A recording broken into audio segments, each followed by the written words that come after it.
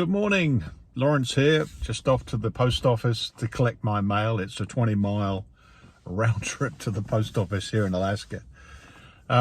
Creaky Blinder, good morning, and he's just put out a lovely nuanced version of the Antarctic Treaty, the current version that is, and he went through it line by line and sort of clarified the position on access to Antarctica, which I think I've covered in a previous video.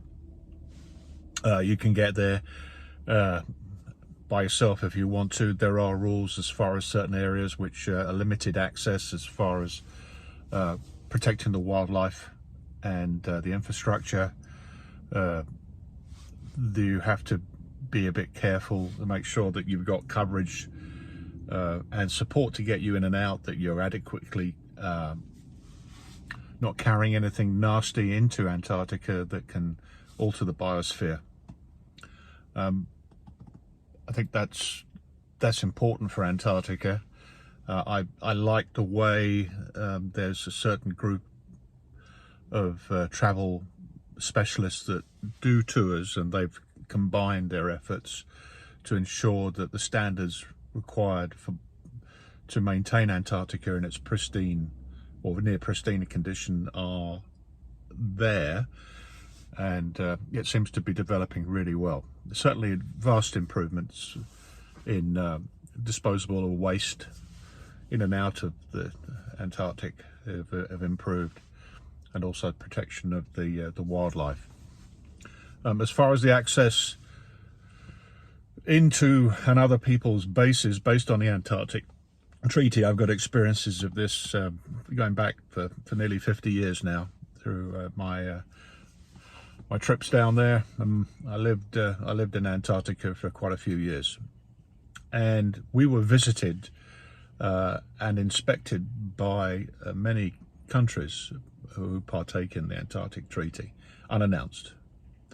The ship would appear off the coast in the summer, and they would fly in, seeking permission and make sure that the area where they would land the helicopters or the aircraft were clear, of course, but no real prior warning within, maybe half a day or so that they were going to turn up sometime shortly.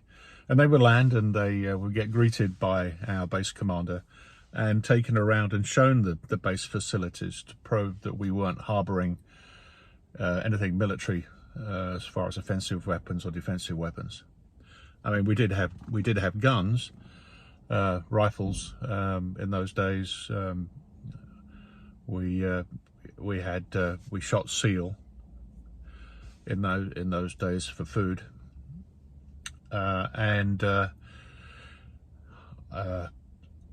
so that happened. So aircraft would come in, American, Argentinian, anybody that Russian would come in and take a look at the base, and we traveled freely between the bases, especially in the winter when the sea ice was good enough and safe enough to travel on. We either harnessed up the dog teams and visited in our case the nearby base of San Martin, which is Argentinian base.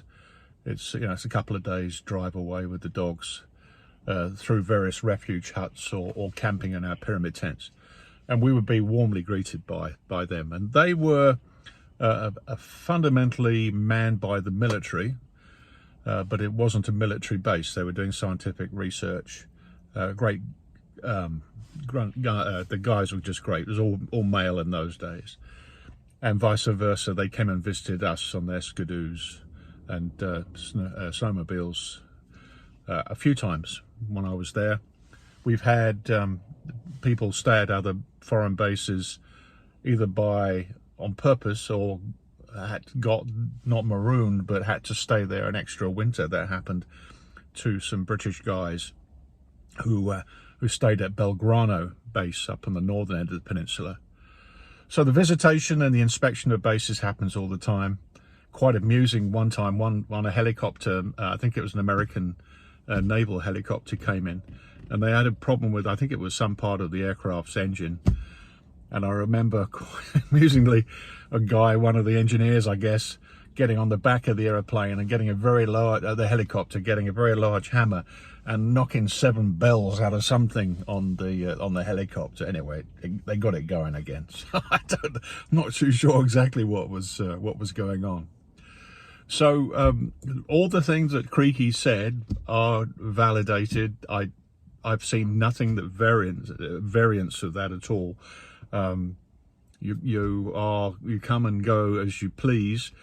Now, if you're in your, the Antarctica is separated up by claims which aren't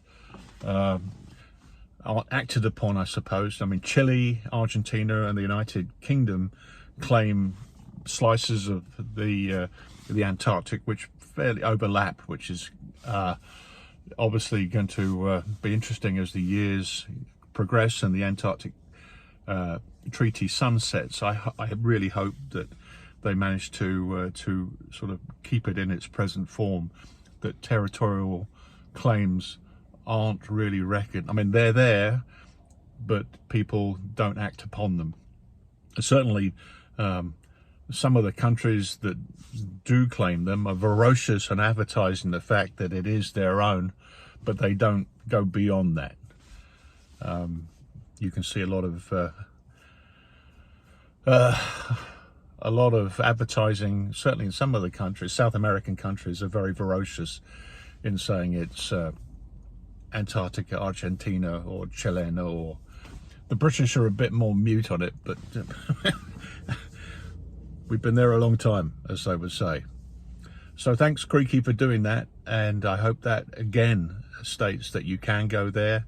You have to follow the rules as far as safety, and make sure that you're fit enough to do that, that you have insurance, that you do things the right way, and protect the environment, and that you don't become a statistic as far as deaths or danger to anybody else down there, and that you look after the place. It's a beautiful continent, just crazy. People think of a white wilderness, but when that sun, that 24-hour sun in the summer is low on the horizon, the colors on the ice and the snow and the clouds is crazy beautiful, especially if you're on the peninsula, where you have some mountains to offset just the white nothingness of the Antarctic plateau.